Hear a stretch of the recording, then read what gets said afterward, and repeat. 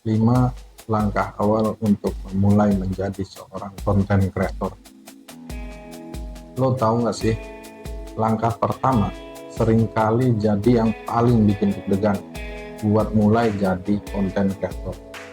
Kalau lo pengen tahu tips-tips simple buat memulai dan sukses di dunia content creator, yuk simak terus video gue ini, karena kita bakal belajar bareng-bareng gimana caranya jadi seorang content creator itu. Langkah yang pertama, lo wajib tahu passion atau hobi lo. Pertama-tama lo wajib tahu tentang apa passion dan hobi lo dulu. Apa yang lo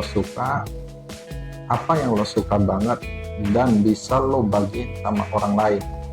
Misalnya, buat lo yang punya hobi masak, lo bisa bagiin konten gimana caranya memasak dengan enak dengan bumbu-bumbu yang simple misalnya. Atau buat lo yang punya hobi traveling, lo bisa aja ngerekomendasiin ke orang-orang tempat-tempat yang bagus buat healing, dan lo juga bisa kasih tahu biayanya dari mulai ongkos sampai biaya penginapan dan pengeluaran lain. Ya, itu tadi gua kasih 2 contoh aja, dan lo bisa buat konten jadi gampang kalau konten lo itu sesuai dengan passion dan hobi lo. Oke, selanjutnya langkah yang kedua, lo harus tentuin lo bakal pakai platform apa buat lo buat konten ke depannya. Karena ada banyak banget pilihan, mulai dari YouTube, TikTok, Instagram, atau bahkan blogger. Saran gua pilih 1 atau 2 platform aja dulu supaya lo lebih fokus dan platform itu nyaman lo pakai dan sesuai dengan gaya konten lo.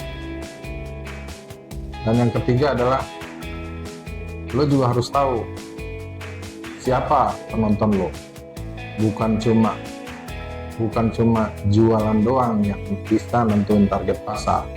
Seorang konten kreator juga wajib bisa untuk menentukan siapa target penontonnya. Lo harus tahu siapa aja target penonton lo dan siapa aja yang bakal tertarik sama konten lo. Misalnya lo pengen bikin konten tentang parenting, jadi target penontonnya ya udah pasti ibu-ibu atau calon orang tua. Lo harus tahu target penonton lo supaya lo tahu konten-konten apa yang mau lo buat ke depannya.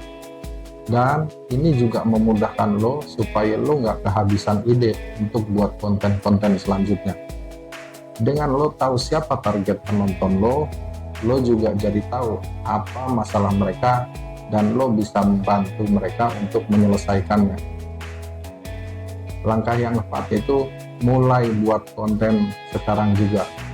Jangan nunggu nanti-nanti deh. Kalau perlu setelah lo lihat video gua ini, langsung gas dan buat konten pertama.